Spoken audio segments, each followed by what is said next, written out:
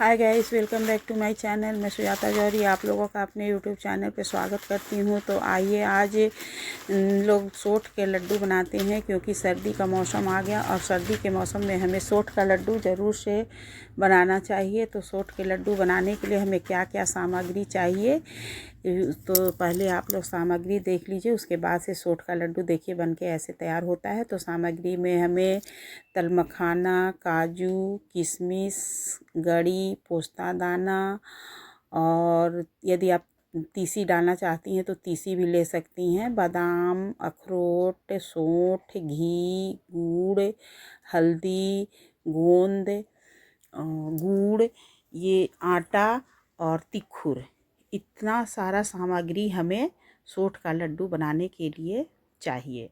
तो सर्दी में ये सोंठ का लड्डू बहुत ही फ़ायदेमंद होता है, इसलिए सभी को सर्दी में एक बार सोंठ का लड्डू ज़रूर से अपने घर में बनाना चाहिए और इसे खाना चाहिए।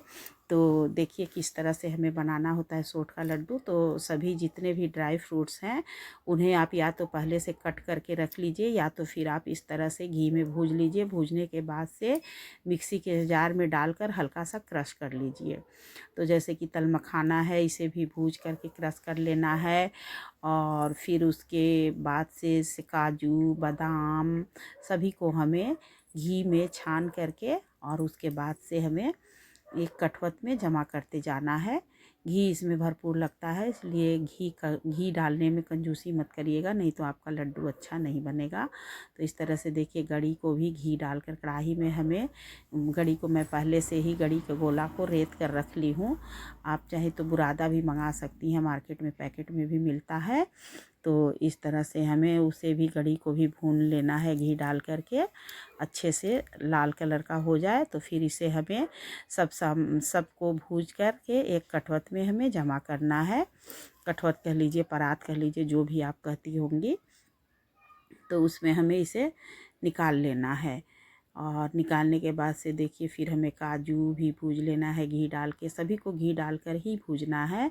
और उसके बाद से बादाम को भी हल्का सा क्रश कर लेना है, फिर उसे भूनना है। किशमिश को भी हल्का सा किशमिश को भी भूनना है। किशमिश भूनने के बाद से फूल जाना चाहिए, तब किशमिश होता है कि भुन गया है।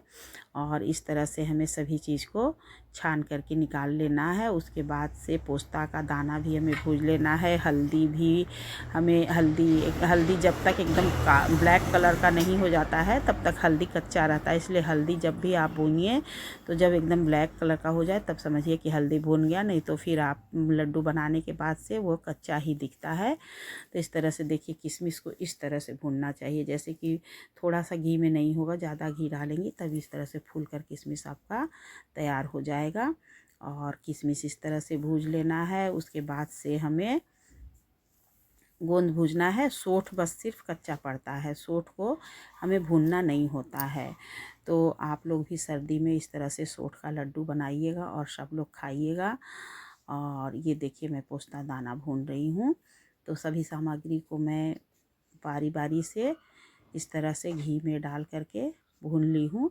और फिर उसके बाद तिखुर जो होता है, तो तिखुर को भी हमें मिक्सी में पहले पीस लेना है, उसके बाद हमें घी डाल करके उसे भी भून लेना है।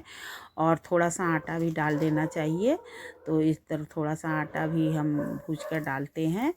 और आप लोग यदि नहीं डालते हो तो मत डालिएगा, बहुत से लोग नहीं डालते हैं आटा, लेकिन हम लोग थोड़ा सा आटा डालते हैं। तो ये देखिए मैं 1.5 पाव आटा भून ली हूँ। आटा को भी हमें लाल कलर का भूज लेना है। उसके बाद से हमें सभी सामग्री को मिला लेना है।